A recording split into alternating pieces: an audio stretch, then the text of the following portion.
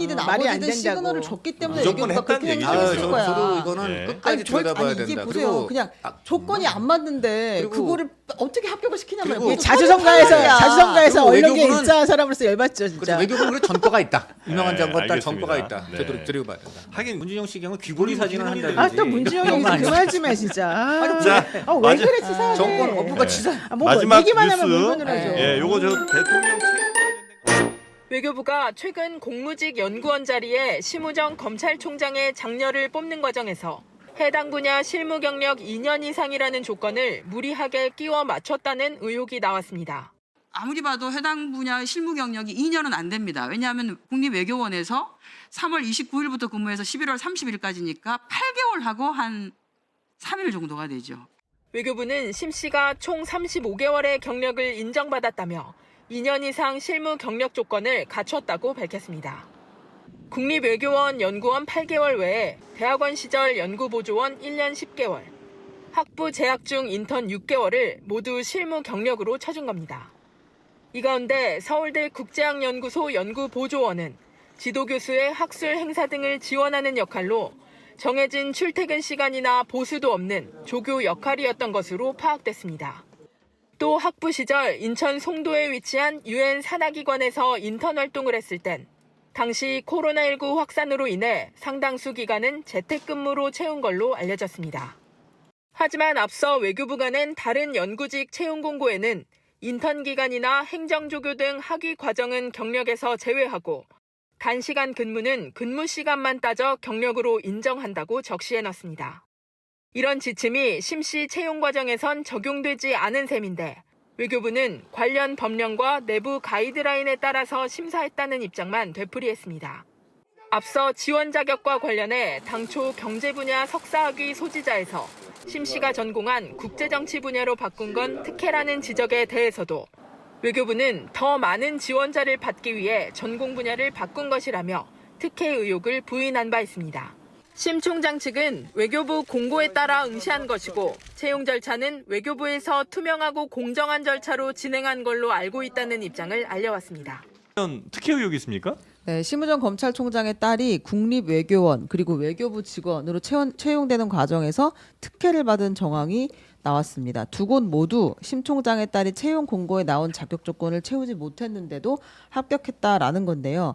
먼저 국립외교원 합격을 할 때는 석사학위 소지자 또는 학사학위 소지 후 2년 이상 관련 분야 근무자를 자격 조건으로 했는데 네. 이때 당시에 심 씨가 그 딸은 국제대학원 졸업을 앞둔 석사 취득 예정자라서 석사학위 소지가 되지 않은 상태였고 자격 요건 미달이다. 네. 그 학사도 이제 2년 이상을 채우지 못했다. 네. 근데 이제 그 당시 국립외교원장이 심 씨의 대학원 수업을 지도한 박철희 현 주일대사였다라는 게 이제 의혹 포인트 하나고 최근에 외교부 연구원 나급 공무지 전형에도 합격을 했는데 네. 이게 이제 올해 1월에 경제 분야 석사학위 소지자를 대상으로 채용 공고를 내서 최종 면접까지 갔는데 예. 응시자를 불합격 처리하고 응시 요건을 국제 정치 분야 석사학위 소지자로 실무 경력 2년인자로 바꿨다는 거예요. 그래서 자격을 아예 바꿔버렸어요. 네, 맞춤형으로. 네. 경제였는데 경제에서 다른 걸로. 국제 정치로 예. 바꿨다고 합니다. 그래서 그 심 씨가 합격을 했는데 그 일한 국립외교원에서 일한 기간이 8개월 정도밖에 되지 않기 때문에 그 실무 경력 2년 여기엔 또 미달한다는 여러 거예요. 조건이 다 안 됐네요. 네, 그러니까 안 됐는데 예? 결과적으로는 두 번 다 합격을 했다. 이거 외교부는 뭐라고 합니까 여기? 외교부에서는 네. 아직 심 씨는 외교부 직원으로 채용된 것은 아니고 합격했다면서요? 네, 그러니까 다 신원조회. 합격해놓고 신원조사 단계에 있다라고 이거 이야기했습니다. 뭐 합격한 게 문제지 뭐. 그리고 뭐 전공이 갑자기 그 조건이 바뀐 거에 대해서는 설명을 아직 하지 않고 있습니다. 그래요? 네. 이거 이런 거 어떻게 얘기 됩니까? 이런 거 얘기해 보세요. 네. 일단 전 이건 당연히 그 내부터 확실하게 네. 이 정말 자격이 있었는지 이거는 확실하게 저는 그 규명을 해야 된다. 당연히 그렇게 보고요. 예. 다만 아니, 없었던 것 같은데. 네, 그러니까 좀 예. 왜냐면 이게 이런 문제가 과거 정부에도 항상 있어요. 대표적으로 문재인 대통령 아들 문준영 씨가 고용정보원에 취업할 때 네. 그 원장이 누굽니까? 바로 지금 이 박철희 원장하고 심우정 이 사람의 관계는 네. 뭐 큰 틀에서 뭐 어쨌든 뭐 보수 정부에 이제 뭐 이런 소속이 돼 있다 뭐 이런 정보이면 없는데 네. 반대로 그 경우는 완전히 그 문재인 청와대에서 노무현 청와대에서 네. 같이 그 같은 그 수석실에서 근무한 사이예요. 네. 그러니 그 누굽니까 이재명 당시에 경기도 지사도 본인 스스로가 이 문제는 나를 만약에 해경군 김씨 문제로 기소를 하게 된다면은 이 문준용 씨도 법정에 출석할 수밖에 없을 것이다. 이런 얘기를 왜 뭐가 신나요? 그러니까 그렇습니다. 매 제 얘기는 정부마다 뭐냐? 있던 일이다. 네, 아니 그러니까 저는 지금 이 문제를 호도할 생각은 전혀 없고 예. 하고 싶은 말이 포인트는 뭐예요? 뭐냐면은요. 하고 싶은 말. 항상 그러니까 이런 경우는 그 고용정보원이건 외교부건 이 부처들이 말이죠. 네. 강력하게 이것은 제동을 걸어야 돼요. 그러니까 뭐 권력자 내지 뭐 이건 이제 검찰 실세. 그 당시 또 전 청와대 무슨 그 뭐죠 민정수석 비서실장 이런 사람들의 자제다 하면은 그 공무원들이 말이죠 강력하게 2중 3중 스크린을 더 해야 됩니다. 그래서 만에 하나 조그만 결격 사유가 있더라도 하면 안 된다. 저는 이렇게 생각해요. 예, 네. 그렇습니다. 자, 그리고 심무정 총장의 딸 문제에 대해서도 뭐 야권- 법적으로 문제가 되면 뭐 수사를 해야 되겠죠. 그럼요. 예. 그런 부분이고요. 과거 예를 하나 들어볼게요. 노무현 대통령의 아들이 노무현 대통령에 의해 가지고 자비로 유학 가버립니다. 국내에 못 있게 버린 거예요. 사실은. 네네네네. 그 한번 사례를 우리 공직자 고위공직자 여러분들은 한번 겸허하게 한번 받아들일 필요가 있지 않나 이런 생각이 저는 정말 그게 맞죠. 저는 과거에 이렇게 보면은 그 정치인들이 보면 대부분 집안에서 잘 집을 못 챙기잖아요.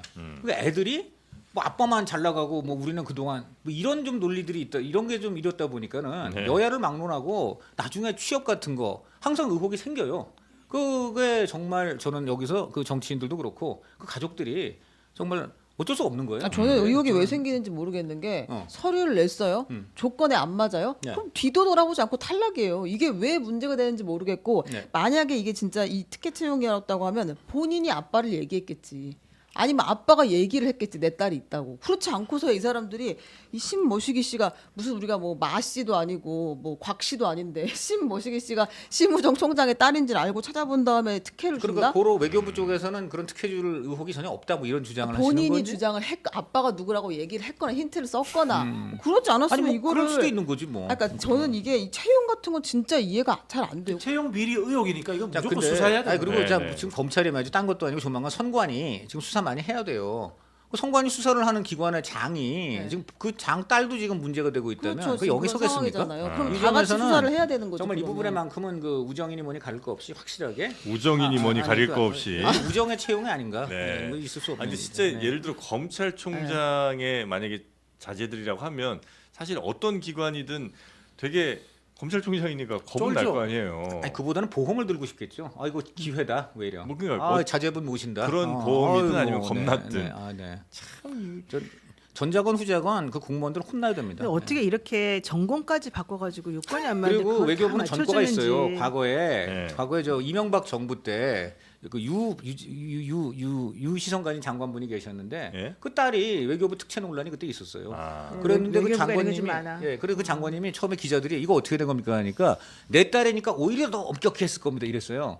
그랬다가 그날 청와대에 착신 그냥 엄청나게 깨지고 네. 그 다음날 사표를 냈습니다. 아, 그래요? 유명한 장관이네 유명한 장관. 제가 네. 그 소환해서 죄송합니다. 유명한 장관 유물, 따님 유물. 네. 외교부 특혜 채용 논란. 알겠습니다. 외교부는 반성해야 됩니다. 네. 외교부가 유독 근데 좀 약간 이너서클 분위기가 좀 있긴 있는 것 같더라고요. 지금 이렇게 대한민국 가족들. 정보기관이 많죠, 다 마피아되어 많죠. 있습니다. 다 특히 마피아돼서. 외교부는 네. 심한 게요. 그죠? 직업 외교관 제도잖아요. 예. 이게 선진국에는 거의 다 허물어졌어요. 그러다 보니까 이게 외모고시 패스하면은 네. 우리와 다른 삶을 삽니다. 한 보편의 사람들과 다른 삶을 살기 때문에 그 다음에 또 외국 가면 어쨌든 공간도 주어지고 교육 문제도 주어지고 이런 것들에 굉장히 익숙해져 있는 거예요. 네네. 이거 직업 원래- 외교관 제도의 근본적인 문제점이기도 원래 합니다. 고시 제도가 고시 패스하면 그때부터 완전히 지난번과 다른 인생을 산다는 게 좀 있긴 있죠. 저는 그 점에서 노 변호사님 또 존경합니다. 아, 사법고시. 아니, 그러니까 고시 합격한 그런 분이신데 네. 다른 사람과 같은 삶을 사시면서 이걸 국민과 함께 한다는 점에서 저는 일부와 함께 하고 있다는 아유 고맙습니다 얘기하는 것 변호사님. 같은데. 사실은 좀 더 다르죠. 네. 사실은 좀 더 아, 다른 게 달라고요? 저는 이제 한국 사회에서 이거 빨리 자리 잡아야 된다고 생각하는데 네. 변호사는 직업이기보다는 자격증으로 빨리 자리 잡는 것이 중요하다는 생각이 듭니다. 아. 네. 아, 자꾸 이상한 얘기. 어쨌든 이 특혜 채용은 진짜 이상한 상황인 거예요. 지금 되게 이게 비분간계. 핵심이에요. 지금 비분 말씀하신 관계. 내용 들어보면 네. 외교부가 그럴 리가 없을 것 같아. 뭐 이런 지금 말씀하신 게 아니라니까 아니죠? 외교부가 네. 그럴 리 열받았다는 없다는 뜻이에요, 게 아니라 열받았다는 이거 뜻. 본인이든 말이 안 아버지든 된다고. 시그널을 줬기 때문에 무조건 외교부가 했다는 그렇게 얘기죠. 행동했을 저, 거야. 저도 이거는 네. 끝까지 들여다봐야 이게 된다. 보세요. 그리고 그냥 조건이 안 맞는데 그리고- 그거를 어떻게 합격을 시키냐면 그리고 자주성가에서 그리고 언론계에 외교부는- 입사한 사람으로서 열받죠 그래서 진짜. 외교부는 그래 전과 전과가 있다. 유명한 네, 장관 딸 알겠습니다. 전과가 있다. 네. 되도록 봐야 된다. 하긴 적견에 안 맞으면 이 원서 자체 안 내잖아요, 그죠? 우리는 못 내줘. 예를 아니 들어서- 이게 내가 2년인데 만약 1년 11개월을 일했어 관련 경력이 네. 그러면 이걸 어디서 불려볼까 고민하다가 결국에 못 불리고 그냥 포기하는 너무 거예요. 내지. 가장 그때 분노했던 게 그거 아니겠습니까? 문준영 씨 경우 귀걸이 사진을 한다든지. 아 또 문지영 얘기 좀 그만 좀 해 진짜. 자, 왜 마지- 그래 치사하게. 정권 어부가 네. 치사. 뭐 마지막 얘기만 하면 뉴스. 물건을 하죠. 예, 요거